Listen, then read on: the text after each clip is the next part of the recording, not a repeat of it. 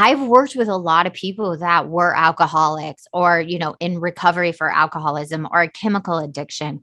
And what happens is when you take away that chemical addiction, whether it's alcohol and drugs, underneath is usually some family of origin, Al-Anon issues. And then underneath that is usually where sex and love addiction, because it really stems from fear of abandonment, fear of intimacy, fear of being loved, fear of not being worthy. And it affects all your relationships. So I had someone come in that said they had 32 years of sobriety in AA, but they have not wanted to come to Sex and Love Addicts Anonymous. And I had another person say, I could quit heroin, but I can't quit her.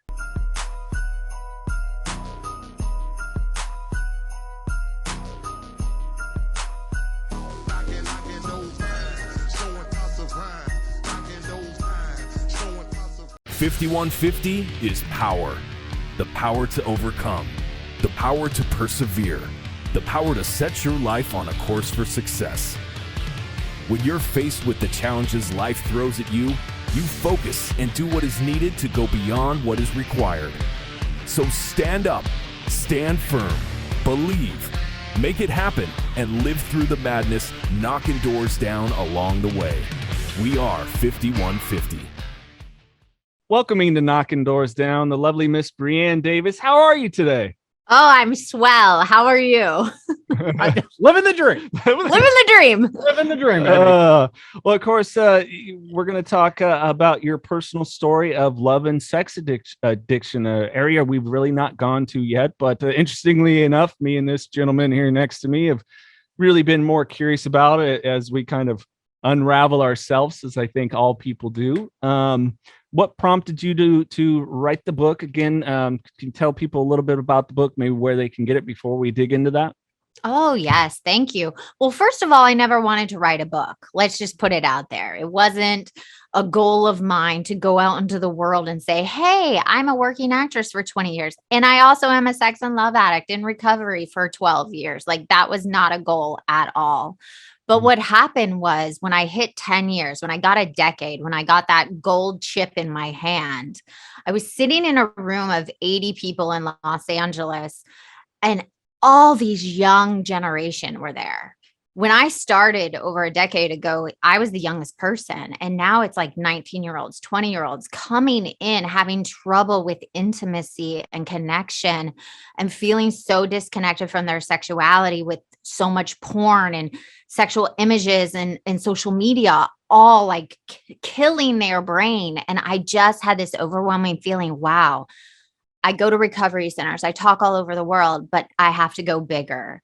So that's the journey of like writing the book. It wasn't me, it was my higher power. Like, okay, now assume this position and write this story. But yeah, you can go on Amazon right now. It's called Secret Life of a Hollywood Sex and Love Addict. It's a memoir / self-help / fiction. So I like to say you can try to guess which story's mine and which one's not. And it's so no one can sue me. But yeah, I just you don't want to get sued. But the thing is, there's so much stigma and shame being a sex and love addict, especially as a woman.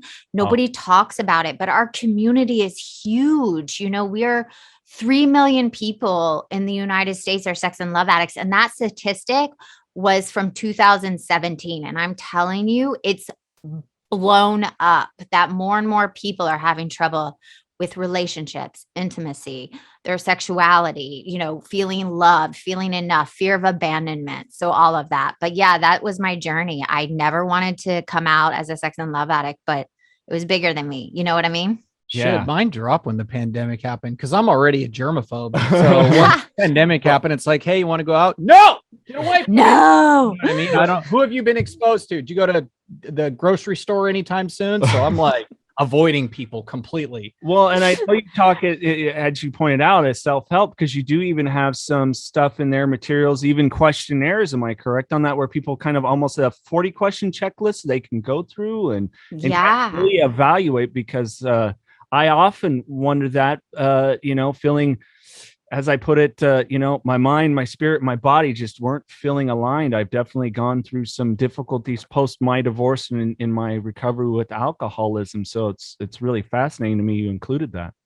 Yeah, I included, I try to be as transparent as possible, giving people tools to actually get through the program, especially if they don't want to do a 12-step program, because some people don't. They think it's a cult or that it's going to like control your life, which it saved my life. But I gave in the book, there's these 10 rules you can live by to live an authentic life and have intimacy. But then on top of it, there's these 40 self-diagnosed questionnaire. You can go online right now, type it in, 40 questions, SLAW, and fill it out. And they say if you get more than 5 yeses, you might have this problem. And it's questions like, do you think a relationship is going to make your life bearable? Have you had inappropriate sex with inappropriate people at inappropriate times? Do you keep going back to bad relationships? Do you find yourself in a relationship, but becoming sexually anorexic where you don't actually want to have sex with your partner because it's too intimate? It's all these questions. And I was like, yes, yes, yes, yes. So it's in chapter 3, how many yeses I got. That is true. So if you want to find out, you have to go read chapter 3. Well, I look forward to it. I'll have to order it. It's insightful. And I'm kind of sitting as I've done my research on you, like, digging back childhood trauma of sexual abuse. I think alcoholism was my mask, and I'm sure you probably see that with a lot of people, that they mask it or they try to, so, not to make a colloquialism, lubricate with some alcohol so that they can be sexual, so that they can relax or try to be in that moment, so to speak. Or like you said, you get to a point where you just don't want to express your sexuality. Yeah, no, here's the thing. I mean, all the work I've done, I've worked with a lot of people that were alcoholics or, in recovery for alcoholism or a chemical addiction. And what happens is when you take away that chemical addiction, whether it's alcohol and drugs, underneath is usually some family of origin, Al-Anon issues. And then underneath that is usually where sex and love addiction, because it really stems from fear of abandonment, fear of intimacy, fear of being loved, fear of not being worthy. And it affects all your relationships. So I had someone come in that said they had 32 years of sobriety in AA, but they have not wanted to come to Sex and Love Addicts Anonymous. And I had another person say, I could quit heroin, but I can't quit her. And that's how addicting. And the number one reason people lose their sobriety and chemical addiction is relationships. Mm-hmm. Relationships will take you down if you do not have healthy tools to manage a healthy relationship. And for me, I came from a very tumultuous background. My parents did not have a healthy marriage. It was not mirrored to me what a healthy marriage looks like. So I saw fighting about money, sleeping in different beds, never saying I love you, holding hands. So when I thought of commitment and marriage, I was like, ew, I don't want that. Like, I want to be that cool girl that's an enigma, that's like going and falling in love in this city and then that city, and always feeling that high of butterflies and falling in love and the first touch and the first kiss and the first whatever. But that doesn't last. That is not what makes a stable relationship. And I didn't know that. No, amen to that. I can attest to that, which makes it. I love that you raised your hand like you were in school. You were like, me, that's me right here. Yeah. Oh, you're saying it and I'm going to own it. This is a damn fact for sure. So I'm curious on this whole thing. So the sex addiction, I understand that. I get the conceit of that. But as far as like the love addiction, is it like, I understand what it means, but I want you explain to me, like, when you were like, fuck, this is an addiction. I have a problem. You know what I mean? Well, that's the thing. People think they know what sex addiction is. So let's talk about both. No, let's talk about it. I have an idea of it. I don't know. Okay. Yeah. This is the simplest way, because people always think of sex addiction. It's a guy getting caught cheating on his wife, having to go to sex rehab. I'm so sick of that narrative, because that is not actually what the complete picture is. The complete picture is we use our sexuality to manipulate and control. So that could even look like you being in a marriage, using your sexuality against your husband to get what you want. So you can be a sex addict and not have one night stands, not cheat on your partner. Now, for me, that wasn't the case. I was a cheater. I was a liar. I was a thief. I pretty much did anything I could to get my needs fixed. And I used other people as my alcohol. I say I drank and snorted other people. Like I would rate people of their energy. So what that looked like, I would be in a relationship. And as soon as that high, as soon as that love feeling went away, I found myself flirting and intriguing and getting validation other places and just kind of crossing that line. And then when I felt myself moving out of the relationship, I would be like making sure there was another relationship lined up. So it was like back to back to back relationships. That's how I was doing it. But then the love addiction side for other people is going with unavailable people, going back to bad relationships, getting on dating apps and swiping left and right, looking for that next person to complete them, to fix them, to be their soulmate. That is one way to look at it. Or it is, cheating, going on porn, masturbating when you're having a feeling. So it's this combination of all these different behaviors that people can swing left to right. And then the other side of it is the sexual anorexia, when you shut down completely. When you're not intimate with anybody, you're not dating anybody, because all of it, like I said, is fear of, intimacy. It's great. Our brains are so freaking wild, aren't they? When you say things, it's really got me thinking like, fuck, do I have that? Usually everybody does. Honestly, our society really amplifies being a sex and love addict. I mean, every movie, if you think about it, it's like about falling in love, the fantasy of that, looking for someone to complete us, to be our other half. And then listen to music. It's all about the pining for a love that went away or a person that doesn't show up for you. It's just exhausting. Yeah. Or you go back. I was listening to some 60s songs and I'm like, boy, these lyrics are disgusting. This is a man lusting after I can't wait till you're of age type of stuff. And it's like, it's been permeated for so long. Yeah. And I'm glad you brought it up, because I want to ask you, being in Hollywood and playing different roles that you have and been in some very prominent stuff, like how do you look at some of that material? Because there are some, I was talking about a movie, I won't mention it, but it's like, was an abusive relationship. This gal hit this dude all the time. And I get it wraps up real cute and they die together, but it was a fucked up relationship. And you might know what I'm talking about here. I think I do. I guess you can. What is it? The Notebook. Oh, yeah. I think it's a shitty example of a relationship. Well, that's the number one. And I write about it in Secret Life of a Hollywood Sex and Love Addict. The main character, Roxanne, talks about how toxic The Notebook is. And it's the number one movie in our program you cannot watch. It's like a love triangle. She cheats, but everybody feels like they're looking for their Noah to complete them. And I think in Hollywood, we just amplify the problem. And a lot of times, every character I've ever played is a sex and love addict. I think one character wasn't on the show Six I was on, but everybody else was a sex and love addict. So it's difficult sometimes for me. How can you cheat on Ryan Gosling? That's what I don't get. Yeah. Okay. Good point. It's like, what the fuck is the matter with you? But so being a sex and love, is it hard for you to play those roles? Like, does it kind of bring back, Yeah, no. When I first started in recovery, I did not work for a year. Wow. I found myself going into rooms, wearing a mask. It was like an actor playing an actor in real life, but then I was an actor in my life. Does that make sense? I was never a whole person. There was that hole inside of me. Give me attention, give me validation, give me the job to give my self-worth. And I just found myself going to rooms trying to be a person when I wasn't even a person. So yeah, the first year I was willing to give up my career to get my sobriety. I said, God, if you need to take away my career, if I need to do something else, take it away, please.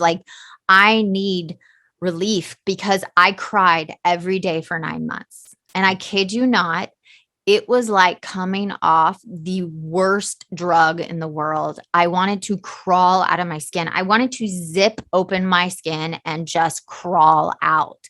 And I go into detail about how painful. Imagine your worst breakup, right? Everybody goes through painful breakups. People commit suicide over breakups, murder people over breakups. It was horrendous. There was this one moment I was on the carpet, crawling at the carpet, trying to like get this trauma out of my body I created. And yeah, it was brutal. So I didn't work for a year. My therapist told me I picked the worst career for my addiction because I'm like a fantasy addict and need validation and all that. But yeah, now I look at the roles as ways to help other people. And I don't take a lot of sexual roles anymore. Honestly, I'm not interested in playing that anymore. Yeah, for sure. Understandable. I'm trying to recall some of your, because you were in Jarhead, right? Oh yeah. She was a sex and love addict too. She cheats on Jake Gyllenhaal. That's right. Okay. What's the matter with you? Because I've only seen it once and I was trying I have a problem. Okay. Where you are now may not be where you came from. The choices you make today may spiral out of control or spin you in the right direction. Discover a riveting, true story of how Carlos Vieira nearly destroyed his life and lived to tell about it. Stand up, stand firm, believe, make it happen, and live through the madness. Knocking doors down along the way. And don't miss others telling their powerful stories on our podcast. Visit kddmediacompany.com. But that's the weird thing sometimes about art mirroring life and some of those things, you think of, I was having a discussion about Robert Downey Jr. and the Iron Man character in that arc. He was an addict. Iron Man, when that starts, he's an addict. He's an alcoholic. It's very well displayed. So it's wow. It's really fascinating. So was Hancock. Now I'm trying to think of all actors that were addicts and what. Hancock, yeah. Well, there's a lot of addicts in Hollywood too. I feel like we're a bunch of I go on set and I'm literally like, not that I'm diagnosing or judging, but I'm definitely like, you're sleeping with the wardrobe person. You're cheating on your wife. You are obsessed with it. Like, I literally can't help it. I like diagnose everybody. Like that dude's a horrible, or that girl's a horrible actress. She's sleeping with the director or vice versa. You know what I mean? Well, and it's probably, what kind of impact did it have you when things like the Weinstein situation came to light? I'm assuming that you had many situations, like you said, meeting needs and using the sexuality, that it occurs. And I'm not by no means condoning what that guy, but there is another side to it too. I mean, he's a terrible, horrible person putting these people in such, but there's another side too that's always been that quote unquote underbelly that there is things like leverage, like you said. Maybe there's an AD on set and they hook up with the star because they think it'll kind of come, and they build up a fantasy thing in their head, which very guilty of that fantasy stuff about lifelong relationships. Fantasy will take you down every time. It takes you out of your reality. But I do talk about in the book a lot, the showmances, going on location, not being in your reality, having those romances, those flirtations that fill you when you're not in your reality. And then as soon as it's done, you cut it off. But when the Weinstein thing happened, it's funny. I was on a Weinstein show. Six was a Weinstein show when it all went and blew up. So I was like right in the middle of that. And I remember thinking, the problem with Weinstein is he takes no responsibility for his actions. If he came out and said, hey, listen, I used my job, I used it for power and control over women, and I used them and I shouldn't have, and I want to make amends for it and right my wrongs.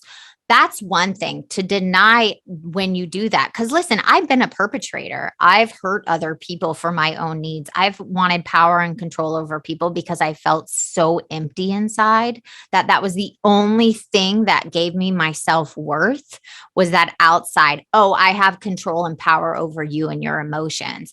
But I've also been the victim of being in Hollywood. And I really talk about that in the book, the underbelly of what working in Hollywood looks like for a working actress, not an A-list celebrity, not someone that has everything handed to them. And that was important to me, that you can be a perpetrator and a victim at the same time. And I think when I think of Harvey Weinstein, he's, a narcissist for sure, but some trauma had to happen to him for him to behave that way. And it's just when you don't take responsibility for your actions is where I have a really big issue. Well, and you nailed it, because the more conversations we have, very seldomly, and I think Mikey would agree, do we talk with anyone of any form of addiction, mental health thing, that there is not an underlying trauma that is there. Mm-hmm. What you've detailed some of that childhood stuff. Was there any other occurrences out of that, other than speaking about your parents? And when did you kind of think that you started to develop it? Was it at a pretty young age when you started dating, or is it something that kind of manifested more over time? Well, when I really looked back, I looked at my family tree, and alcoholism ran deep in my family. And it's so interesting that every generation after it developed an ism in a different way. One became a workaholic, one was an overeater, and it translated to me as a sex and love addict. And when I broke it down while I was writing the book, chapter 5, 6, and 7 is looking back at the why. You can't move forward without looking back at the why. Walk through that fire and let the shit burn is another one.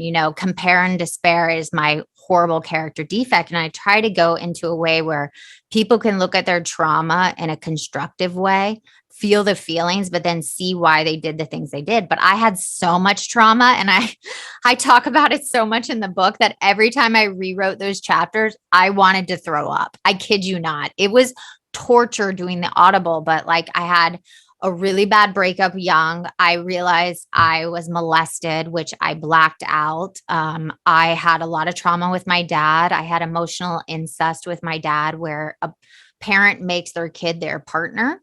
I had a mom, that was unfaithful. And when I saw that, I was like, oh, she has the power. So it was like a combination of shit. And then the first time I cheated on a guy was in 8th grade. And I kid you not, when he kissed me in the closet, and I go through details of what this was, I felt like a rush up my whole body. It was like heroin went up my whole body. And that feeling of having a secret, of it being dirty, that no one knew about it, that I only knew about it, was like the best high in the world. And I've been chasing that since 8th grade ever since. How do you deal with it now? Because I believe when you raised up your left hand, we've got a ring on the hand there. Yeah, we got a ring. We're married. That's awesome. How then in recovery did you deal with that? Because I can understand in the younger years in that rush, boy, you're hitting things. It's like, okay, I'm ordering this book when we get off. But how did you then, when you started to develop a real intimacy, what is that transition like? I'm assuming there's a lot of fear, but what kind of transparency do you recommend for anyone going into a lasting relationship to try to disclose? I hope I'm being clear. There's so many areas I'm wanting to. That's like the $1 million question. How do you lean into intimacy and commitment when you're terrified of intimacy and commitment and abandonment issues and scared of, someone hurting you or not being loved? And it's like, I have to lean in every day to that with my husband. We've been together for 16 years, almost 17 years. So I got in the program when we were together. Oh, wow. Yeah. So we, went through this process, and I'll tell you like this: if you're in a marriage and you're feeling like you want to go find someone else, or, finding yourself flirting or DMing or, the coffee girl or the guy, whatever, I just have to tell you, they're not going to fix you. They're not going to give you what you need. And I knew that something in me, it couldn't be all these men not giving me what I needed. That was the problem. I was the common denominator. So, the first year, like I said, I didn't work, but the first year we didn't have sex. I had to shut down completely. I had to feel my feelings. Wow. I wasn't allowed to run away from this relationship. Yeah. So I stopped myself from running, and I just allowed myself to be exactly where I was, feeling these horrible feelings, going through this withdrawal. And the beautiful thing is, my husband has 32 years of recovery in AA. So he understood that my addiction had nothing to do with him. And that's what I say to people. You could be the most perfect partner to someone with this addiction, and it doesn't matter. It has nothing to do with you.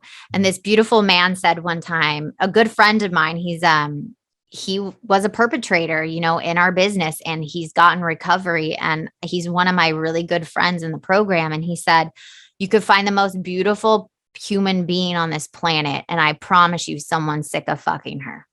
Oh my gosh, I've said that before. It doesn't matter. Girl, there's a guy tired of fucking her. I've said that. And it right? Goes, for every good looking guy, there's a girl who's tired of fucking him. Yeah. Oh, that's so funny. Tommy Lee wrote a song about it. Oh yeah, but that's the thing. So it's like how I deal with that. I had to do really hard inner work on myself. I had to look at that inner child. I had to heal the trauma I created and that was created onto me. I had to set up boundaries in every relationship in my life. I had to, even my family, I didn't talk to a family member for a year and a half because they wouldn't respect my boundaries. I had to work diligently. I had to be of service. I had to meditate. I had to do all this inner work to heal my relationship. And then every day I have to lean into intimacy. I have to not go into my character defects that want to self-sabotage. I have to get on a meeting in the morning, get on a meeting at night. I have to do those things for myself and for my marriage. So it's a lot of work, but it's the best thing I've ever done for myself. And I love to say this, my husband can leave me today and I will be okay. I'll be upset. I'll go through my grieving process, but he doesn't complete me or fix me. He's not my fucking soulmate. Like, I'm my own fucking soulmate. No one else is going to do it for me. I live and die with myself. And that's what I realized is no one's going to complete me in this world. And I think that has helped me heal also. Thank God. I had this conversation with someone about soulmates. I'm like, that is the most fucked up thing to do to another person. Yeah.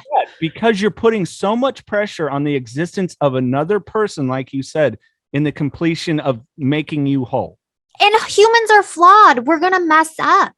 Every person you're ever going to be with is going to mess up or going to get sick. You're going to see them throw up. You're going to see them have to go to the bathroom. It's like all that stuff that people put on relationships and someone else to be this fantasy for them is just so toxic. And I'm just ready to let's blow open the doors. Let's see how we use each other to give us our worth and stop walking around on this earth wanting people to fill you. And I say, it's like you're raping other people of their energy.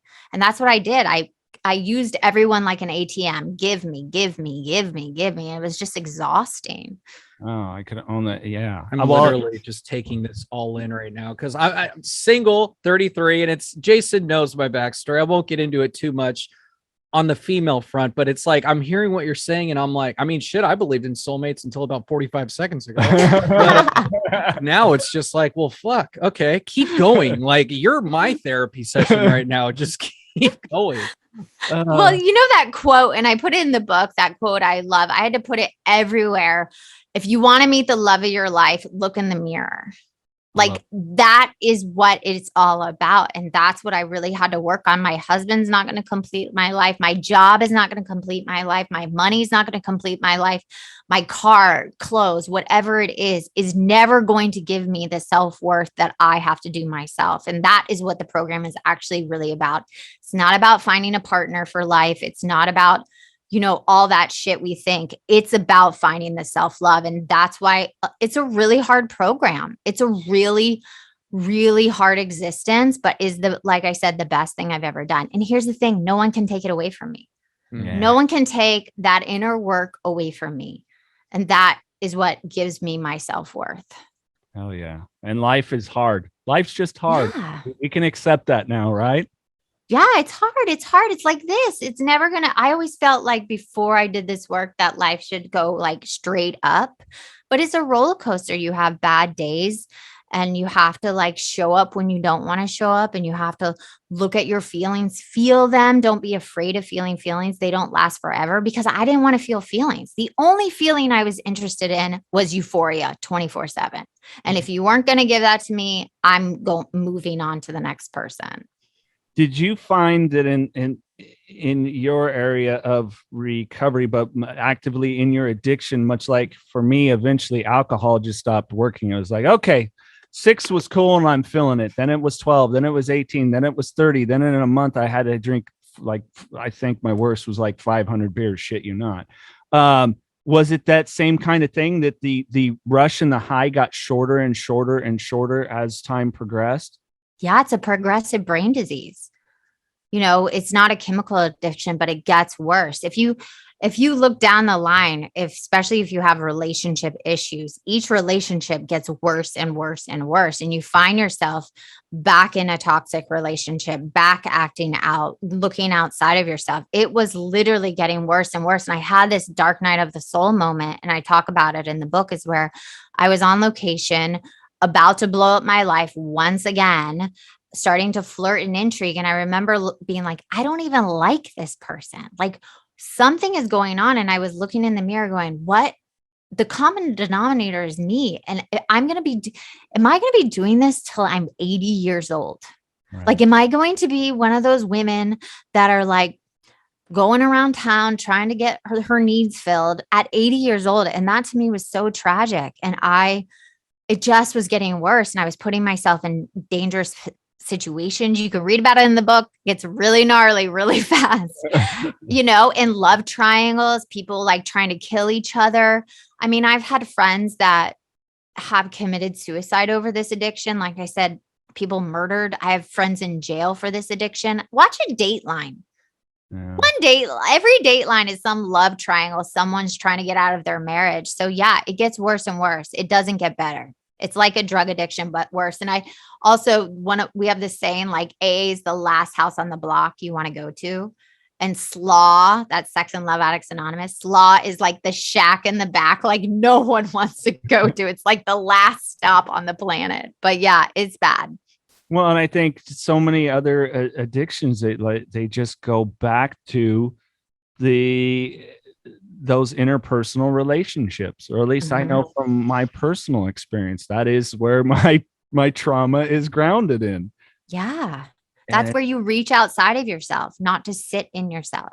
Yes, absolutely.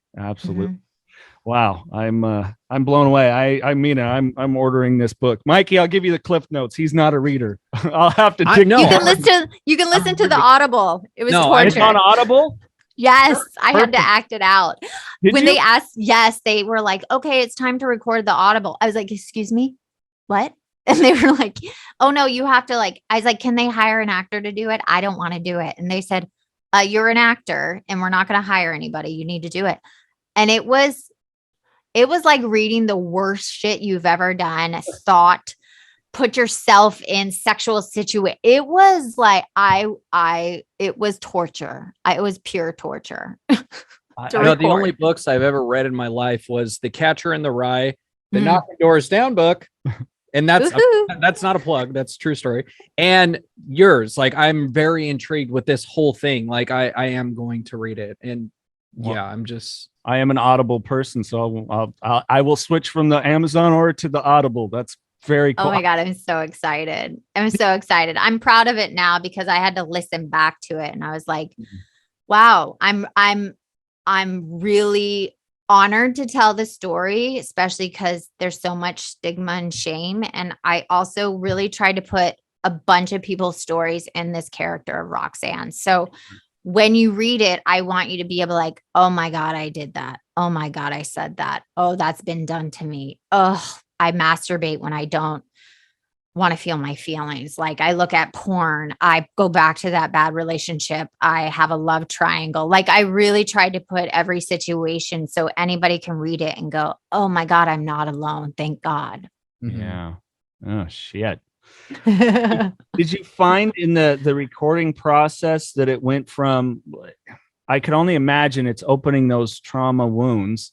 And then listen back, it sounds like it was cathartic, like once completed, which is when, if people reach out to me for any kind of guidance or mentorship, I always tell them honestly, it's going to fucking hurt, but it's going to get a whole lot better and your life will become manageable. Yeah. It won't be perfect. It becomes manageable. So it sounds to me like it was a cathartic process too.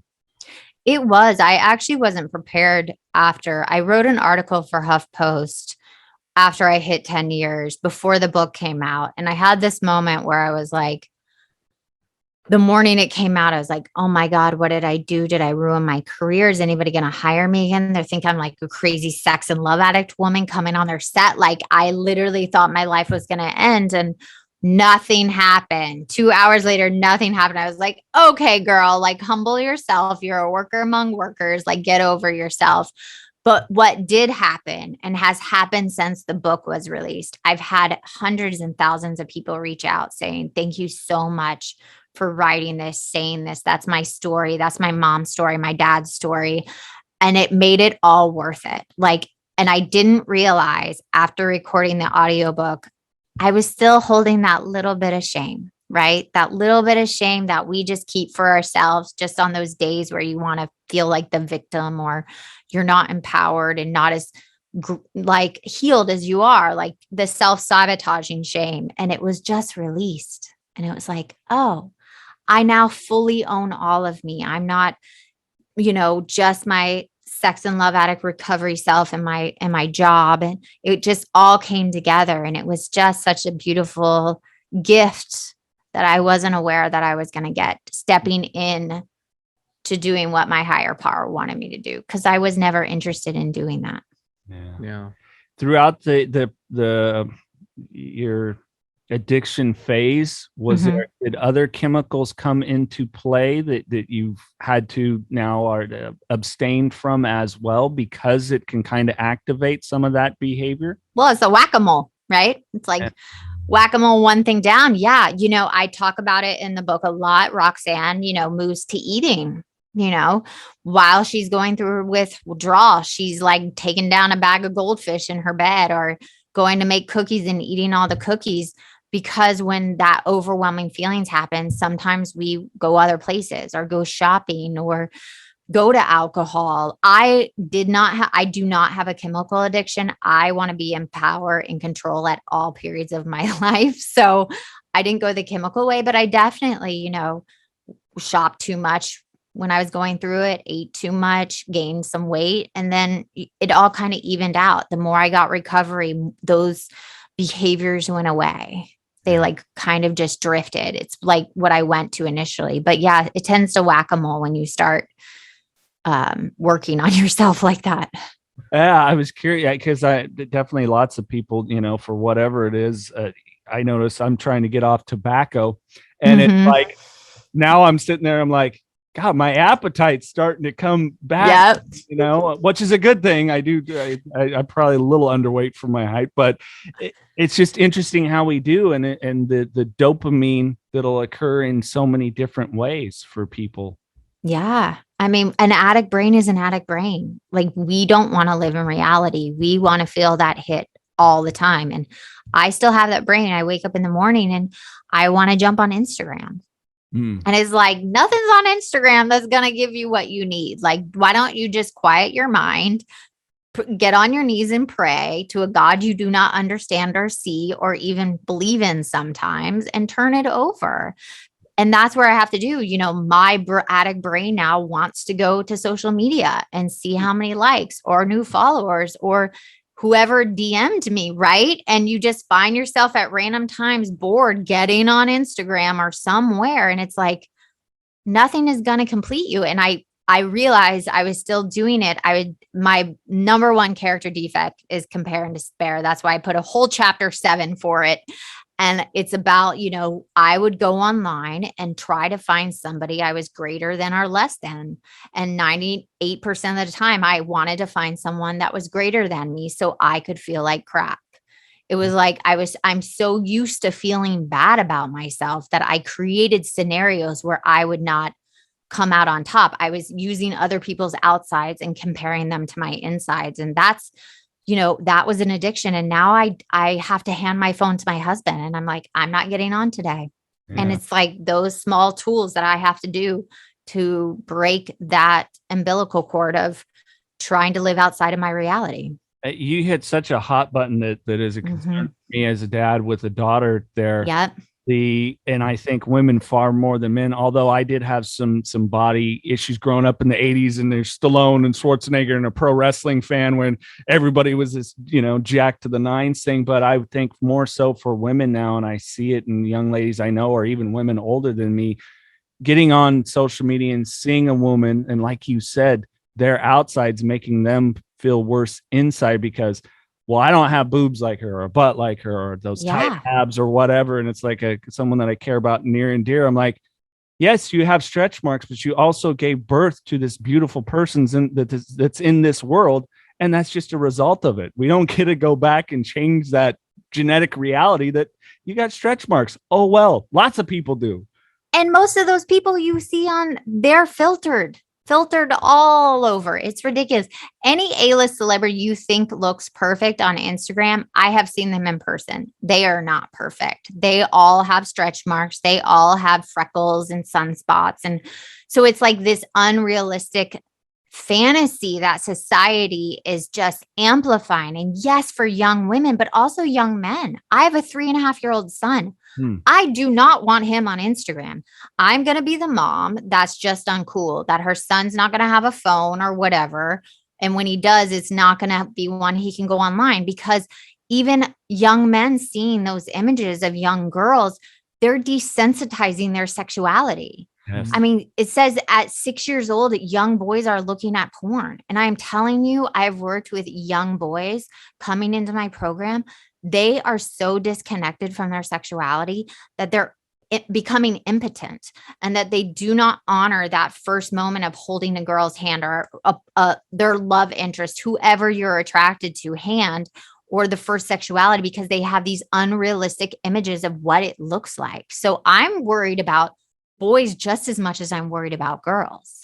Yeah, I say you hit a button. I was exposed at a very young age to pornography, and I was too. I know that caused it. Really, what was the setting with you for it? Was it just something that was in the household, or? Well, it was two things. I saw a Playboy magazine way too young. I think I saw it at 7 years old. But then my favorite movie of all time growing up, which is insane, is Romeo and Juliet. Oh. My parents were like the very cultured, right? You get to see like movies way before your time. And I remember watching that movie, and I remember seeing Michael White's butt. And I was like, such a young age, I was like, oh, that's a nice butt. Like I had that thought in my head. And then I remember that these two people were so in love, they were willing to die for each other. And I thought, that's what I want. I want someone to be willing to drink poison for me, or die for me, or stab themselves. Like that is the ideal mean of love. Yeah. And it's like, when you actually think about it, they're 13-year-olds that knew each other less than 24 hours, slept together. Their families hate each other. Somebody was already murdered because of them. And then they commit suicide for each other. Like it's insane. Well, when you put it like that, yeah. Well, we can. We can lump it right next to the Notebook of like, right? Yeah. Hey guys, Romeo and Juliet is not romance; it's a tragedy. Yes, but that's where the images, when we see those images and seeing that porn and seeing, oh, this is what I have to look like to have people want me or accept me in this world. It's so desensitizing, especially at young ages, and I'm terrified. They say that this generation growing up with social media and the porn and everything, we're going to see an epidemic where kids, I mean, they're actually terrified about it. I feel that as a parent. I feel that. So I think I'm just going to do no kids, 33 years old. I don't think I'm going to do kids. I have two beautiful nephews, one beautiful niece. That's good. Just continue being Uncle Mikey. I'm going to be Uncle Mikey, the Funkle, the rest of my life. I didn't want kids either, man. I'm totally right there with you. I was not interested. I was selfish and self-seeking. I was like, I don't have time for a child.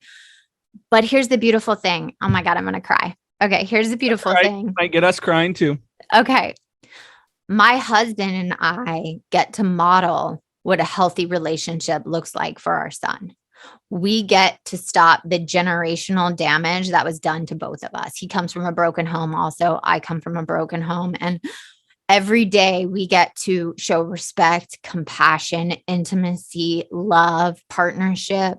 And we get to live a life where our son can look at us and know what that is, because I didn't. And the other day he was looking and he saw us kiss, and it was just like, you could see like the innocence. And I just never experienced that as a child. And I also get to teach my child not to look outside of himself to complete himself. And if I can do that for my child and he goes out into this world and is a great man and is compassion and empathy for other people, can you imagine if everybody did that, how beautiful society would be if we taught our children how to have healthy boundaries, healthy tools, healthy ways of communicating and not looking outside of themselves to complete them. And so, yeah, it's the best thing I've ever done. Just if I don't keep my sobriety for my son, I keep it for myself, but definitely when I look at him and have clear boundaries and don't use my child to give me attention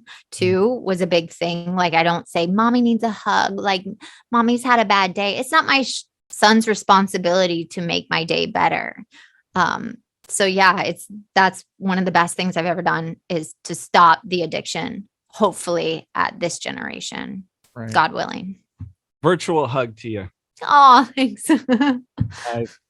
It's funny you bring that up. To talk a second about myself here, but my daughter and I, we had a conversation where she's almost 12 and she stated that I overstepped a boundary, and I was so fucking proud of her.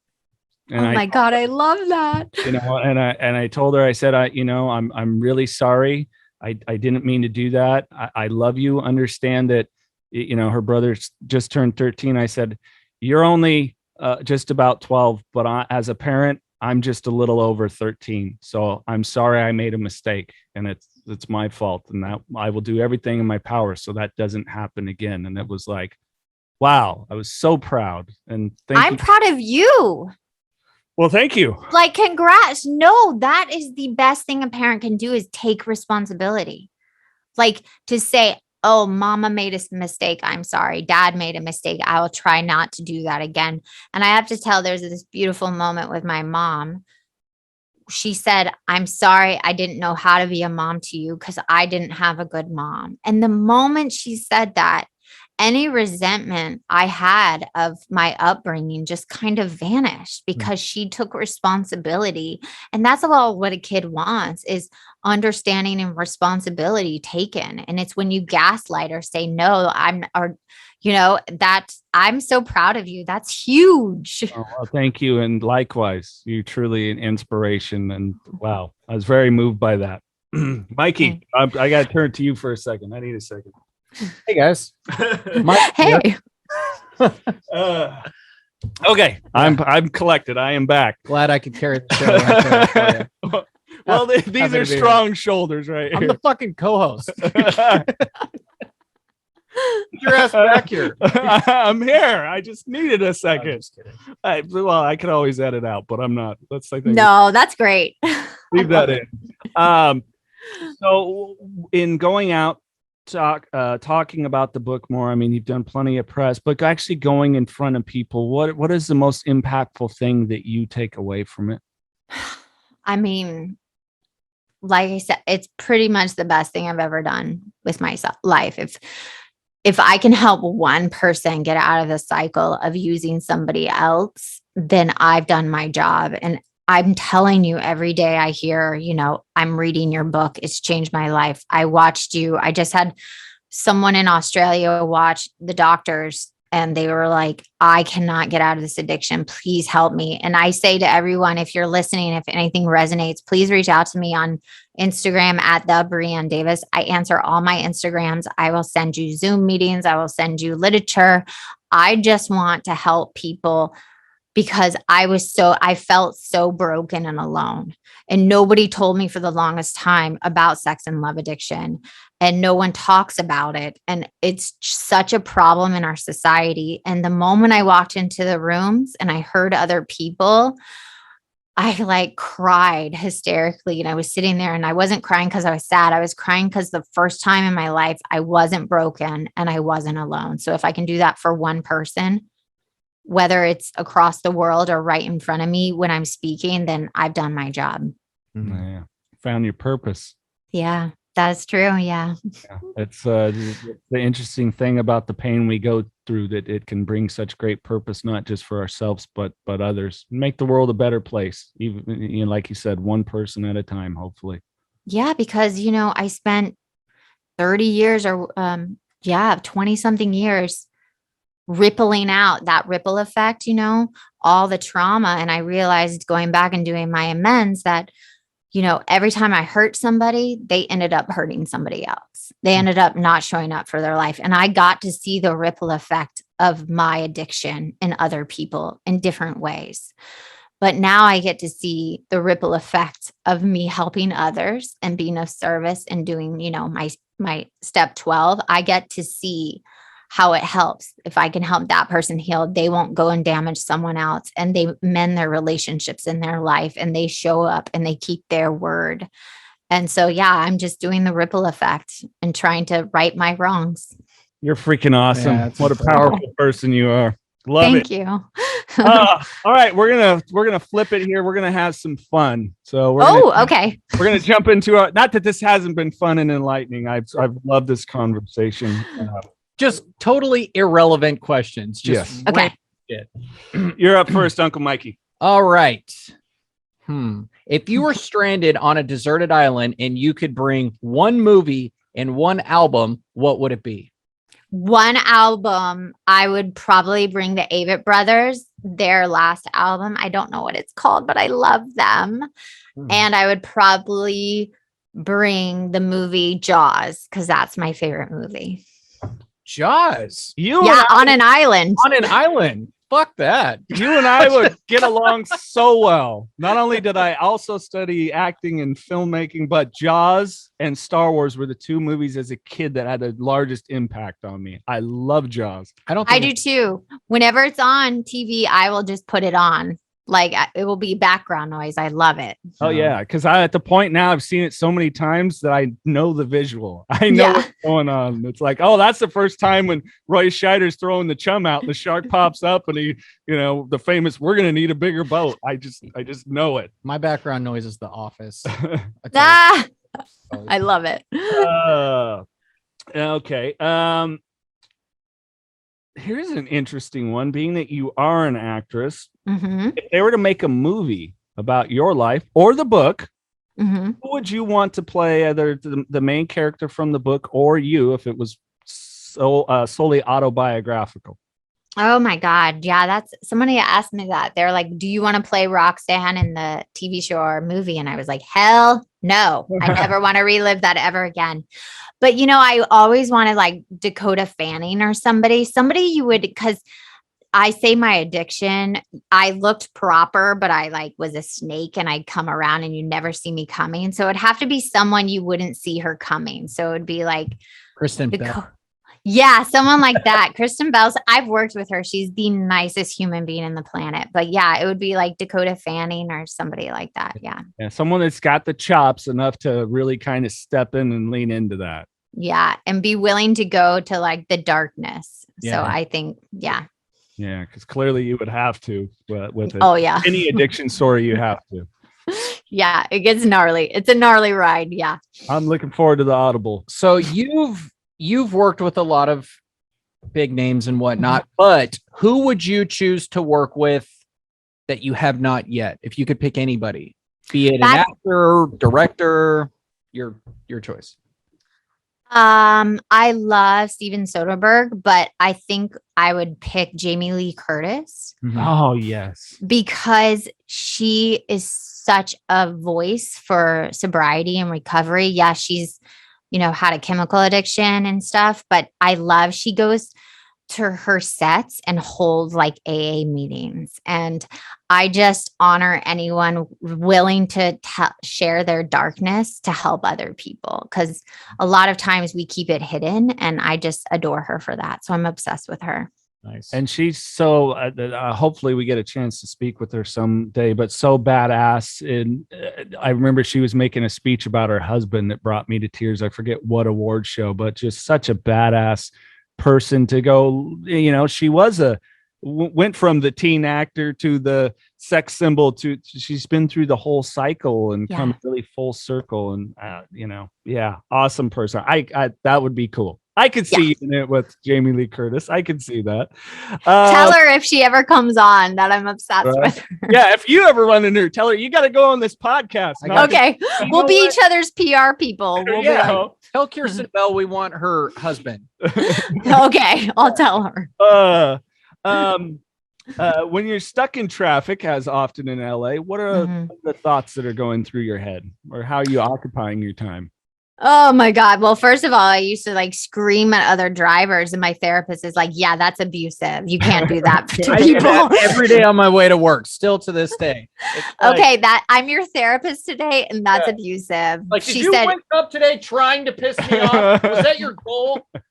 That's the story. So I think for me, I actually, and it's crazy, but I listen to a lot of old timers in AA, even though I'm not in AA. So I put on YouTube that are from like 20 years ago, these speakers. So that's what I do because I have road rage. I get irritated with people because people are my kryptonite. So yeah, I try to do that. I try to just surround myself in serenity and peace.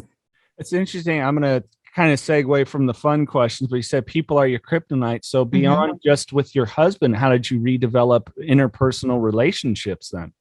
Every relationship changed after doing this work because I had to change. So every relationship. So there's no drama in my life. I have very clear boundaries with friends. If you don't show up for me, I don't let it go on and build up resentment. I usually cut it off, have really clear communications. If people hurt my feelings, I'm not allowed to get vengeful. So I have to deal with them in a healthy way. I take responsibility for my actions when I hurt other people, especially not on purpose. So yeah, it's like everything cleaned house. That's what this program does. This work does. It cleans every area of your life. Yeah, no, that for sure. Maggie, one more from you. Suspense is killing me. No. I had it too. Damn it. I was going to ask you something specific and I totally forgot what it was. Yeah, we'll do that. If you could have any superpower, what would it be? Damn it. Now it's going to bug me. I'm going to call you later. Okay. Call me later and be like, here's the question. We'll just punch it in. Yeah. One superpower. One superpower. Geez, I don't know. I think that would be, oh God, this would be the best superpower ever. If I could just understand that 99% of the time, it doesn't have anything to do with me. Like people, how they react 99% of the time has nothing to do with me. And if I could have that superpower, life would be so beautiful that I would just like allow people to show up how they are and not, put it on me. Does that make sense? Yeah. Yes. Yeah, for sure. Yeah. That'd be the best superpower. A lot of that I'll talk with my sponsor about the big 3-letter word ego and I have to let that go because people pleasing was such a thing for me. And it's like, your fucking ego. You want to matter so much to so many people. It's like, you got 2 awesome kids. Focus on that. You got people that genuinely love you. You got a tattooed goofball that busts your ass every day when you work, So it's like life is good. What is it? Edging God out? You're edging God out always when you're in it. Yep. Yep. All right. So that does go around the different circles of the different groups. I'm sure your husband, obviously, I know that's an AA talk a lot. Yeah, no, we adapt all the AA ones. And our house, literally, all we do is talk like recovery. It's like kind of gross after a while. You're like, okay, people. That's all we do too. Yeah. It's all right. If we ever make it to LA and have dinner, it'll fit right in. No big deal. Perfect. We can have a meeting at dinner. There you go. Right. The people will be like, why are these motherfuckers praying over here? Yeah, totally. It's what we do. It's what we do. We always like to leave the guests with the last kind of final thoughts. I know you've really touched on some great areas, but anything else for anyone, and not just in sex and love recovery, or that might have that problem, have yet to identify it, but just in general? I think the main thing that's really important for me is that you are okay just as you are. You don't need any more to complete yourself. And that if you do the work and you stop and pause and see that you are enough just as you are, that the last thing is you do not need someone to complete you. And that's the most important. Like I said, you are your own soulmate. You don't need anyone to give you that self-worth. Miss Brianne Davis, you're fucking awesome. Oh, thanks. We appreciate your time so much and coming on here and sharing your story. And folks, get the book. I'm going to grab the phone here once we press stop and add it to my Audible right now. Oh, thank you. Yes. And it's unlimited on Kindle right now. So you can get it for free. So just go do it. Excellent. And anyone, all the description, find Brianne on social media. Like she said, you respond to your DMs. You want to know more about the book, her story. It's all there in the podcast description if you're listening to the audio or watching here on YouTube. So thank you again. Thanks.